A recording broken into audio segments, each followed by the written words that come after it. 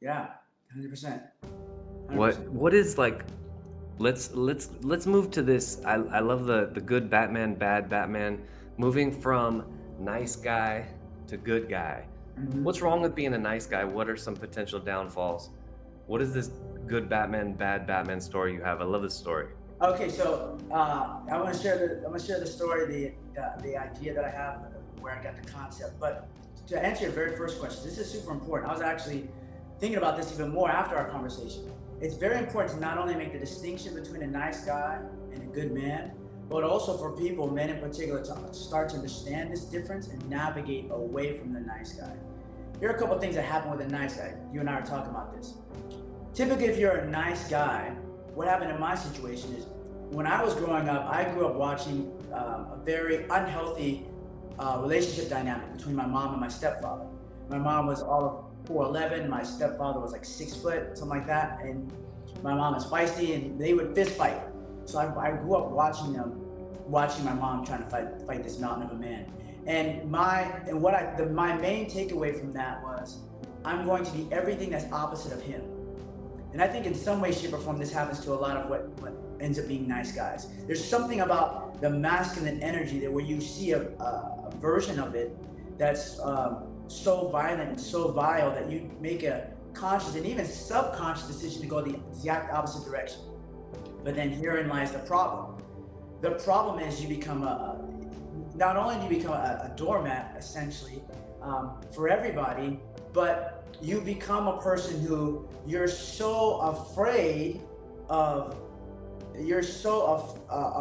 of what you saw and what you thought masculine was that you can't actually embody anything masculine at all. Which ends up happening is you become a very feminized type man. And then what ends up happening is you end up most likely getting in a long-term relationship with a more masculine type women. And when that happens, at some point in time, the masculine in the woman will get very. This is just my experience and what I've noticed what happened to other men. Will get very agitated and irritated and even angry that she's maintaining the masculine and you're not, and that anger will come back to bite you. That anger will come out on you, right? So that's how I see my growth and how my relationships played out. That's how I see it, and I see that happening in other men. But in order to get to the Batman story, it actually goes a little bit deeper than that. Is men have to move away from the nice guy and move more toward the good man because the good man is actually more balanced. And here's the example: in the comic books, there's a story, a Batman story where it's actually Justice League story where essentially the good guy Justice League ends up in a confrontation with the bad guy version of Justice League. They end up in each other's universes. Okay, Chris, if you're still there, if you're still hearing me. I'm here. I'm Um, here. I'm just all right. spotlighting you. All right, good guy Justice League, bad guy Justice League. Good guys end up in the bad guys universe. Everything's reversed, and so they end up fighting each other, right? Good woman, Wonder Woman, bad Wonder Woman, good Superman, Ultraman, Batman, Owlman, all this stuff, and it's a whole story around it, right? But essentially, it's called Crisis on Two Earths. It's one of my personal favorites. Now, whether or not you believe or are interested in comic books, that's not the point. One of the reasons why people actually like comic books, and in particular, is there's a lot of good story, a lot of good human story that's told through them. The same way good stories are told through any other genre, right? That we watch and love. But at the very end of this story, the good Batman, actual Batman, and bad Batman, Owlman, end up fighting. They're fighting for the sake of all life, not just their universes, but all life everywhere. Good Batman is getting his butt kicked, he's losing, he ends up getting the upper hand. And at the very end, he says, before he finishes the Owlman, at the very end, he says, go watch this when you get a chance. Because I'm curious to see what you think, but the good Batman says to Owlman, right as he gets the upper hand, before he finishes him off, he says, we both looked into the abyss, but you blinked. And he doesn't move, finishes him off, right? Now I've watched this several times. The first time I watched this was probably 7 years ago. It's an old one. And I've thought about this. It stayed in my head, obviously. And I thought, what does that mean, right? Because it's not just a cartoon. It's something that the writers are trying to say. What are they trying to say? We both looked into the abyss, right? So if you know anything about Batman and alternate universes. They have the same backstory. We both looked into the abyss, but when you looked, you blinked. Is what Batman says to Owlman. So this is what I gather from this. You feel free to have your own interpretation. This is what I gather from this. Batman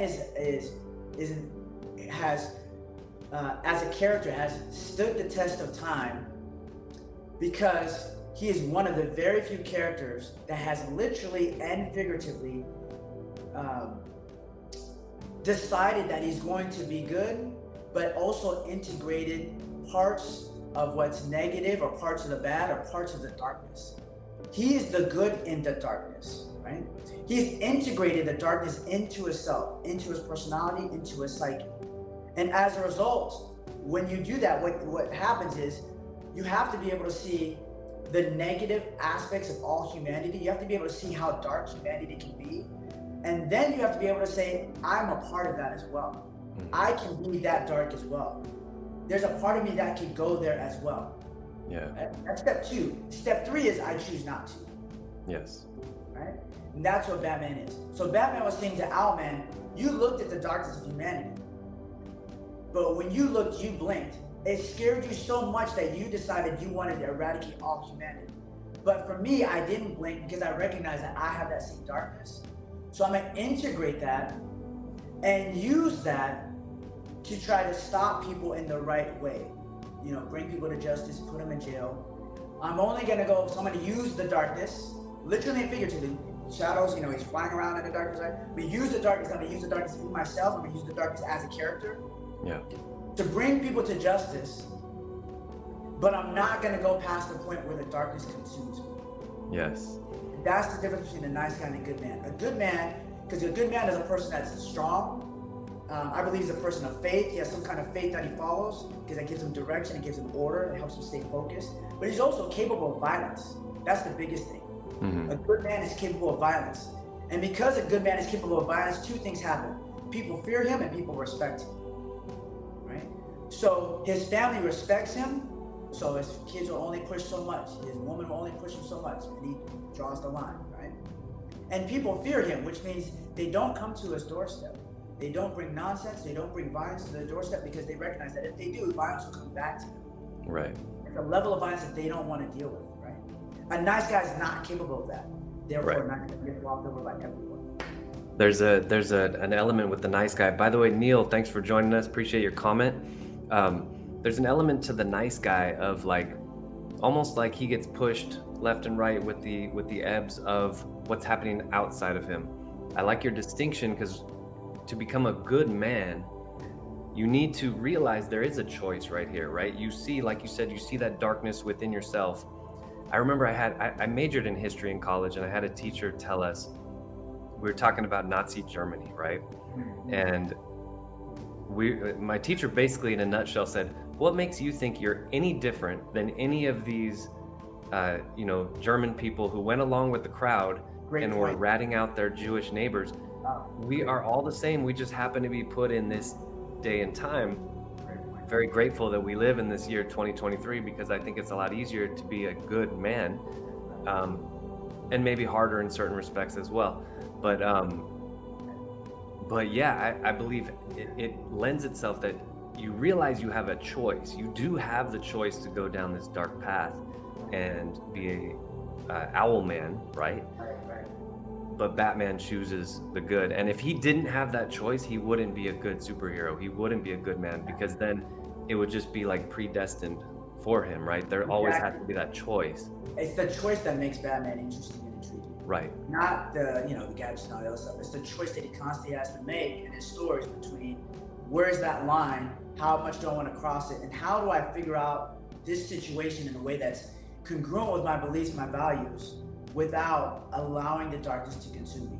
That's his constant kind of struggle. And that's another reason why, if we want to get a little deeper, that's another reason why the Joker, who has no real power, is one of the best villains of all time.